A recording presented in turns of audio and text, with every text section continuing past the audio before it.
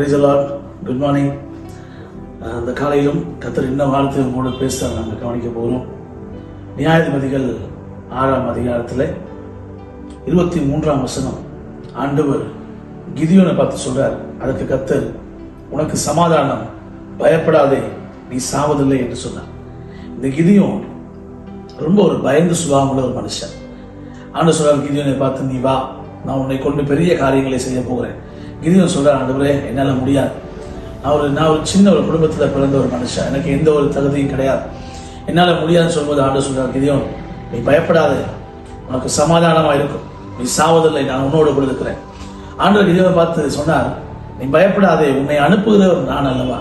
இந்த நாளிலும் ஒருவேளை நீங்க எந்த இடத்திலிருந்து செய்தியை கேட்டுக்கொண்டிருந்தாலும் உங்களுக்கு ஆண்டவர் சொல்ற ஒரே ஒரு வார்த்தை, என் மகனே, என் மகளே, நீ பயப்படாதே. நீ எதை குறித்து இந்த நாளில் பயப்பட்டாலும் நீ பயப்படாதே. காரணம், ஆண்டவர் உன்னோடு கூட தான் இருக்கிறார். உனக்கு சமாதானம், நீ பயப்படாத, நீ சாவதில்லை. பயம், எப்போல்லாம் பயம் எனக்குள்ள வருதோ அந்த பயம் வரும்பொழுதெல்லாம் விசுவாசம் எங்க விட்டு இல்லாமல் போயிடும். நீங்க நல்லா கவனிச்சு பாருங்க, பயம் வரும்பொழுதெல்லாம் விசுவாசம் இருக்காது. பயம் எங்க இருக்குதோ அங்கெல்லாம் அவிசுவாசம் தான் கிரியை செய்யும். அவிசுவாசம் எங்க இருக்குதோ அங்கெல்லாம் தேவன் கிரியை செய்வதில்லை. நீ உங்க வாழ்க்கையில பயம் இருக்கும் வரைக்கும் ஆண்டவர் உங்க வாழ்க்கையில கிரியை செய்ய முடியாதபடி நீங்க கர்த்தரை தடை பண்றீங்க. எனவேதான் ஆண்டவர் சொல்றார், நீ பயப்படாதே, உனக்கு சமாதானம், நீ பயப்படாதே. பயம் உனக்குள்ள இருக்குமா இருந்தால் ஆண்டவரால் உன் வாழ்க்கையில கிரியை செய்ய முடியாது. எனவே எதை குறித்தும் பயப்படாதீங்க. அவர் வாக்கு பண்ணினவர், உன்னை அனுப்புகிறவர் நான் அல்லவா என்று சொன்னார். அதே ஆண்டவர் தான் சீசருக்கு சொன்னார், இயேசு கிறிஸ்து, நான் உலகத்தின் முடிவு பரியந்தம் சகல நாட்களிலும் நான் உங்களோடு கூட இருக்கிறேன். எனவே வாக்கு பண்ணினவர், வாக்கு மாறாதவர். இந்த நாளில் நீங்க பொருளாதாரத்தை குறித்து பயந்திருக்கலாம், வேலையை குறித்து பயந்திருக்கலாம், குடும்பத்தை குறித்து பயந்திருக்கலாம், படிப்பை குறித்து பயந்திருக்கலாம், நாளை குறித்து ஒரு பயத்தோடு இருக்கலாம். எதுவா இருந்தாலும் என் ஆண்டவர் சொல்றார், என் மகனே, என் மகளே, நீ பயப்படாதே, நான் உனக்கு துணை நிற்கிறேன். எல்லா மனுஷனுடைய கண்கள்ல உங்களுக்கு தயவை கத்தர் கொடுப்பார், இரக்கத்தை கொடுப்பார். தைரியமா இருங்க.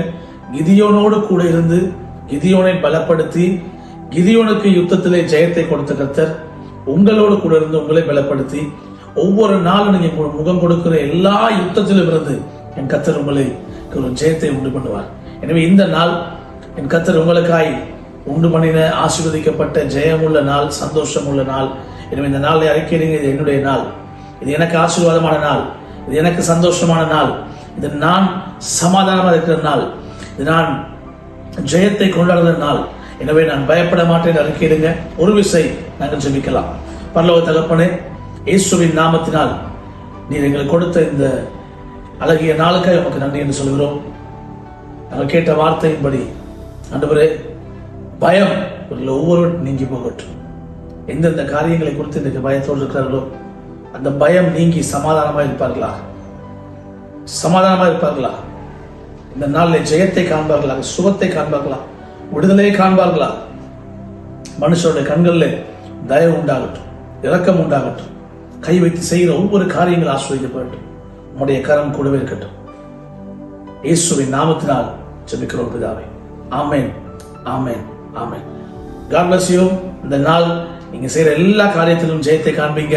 கர்த்தர் கூட இருந்து எல்லாவற்றையும் ஜெயமாய் மாற்றுவார். God bless you.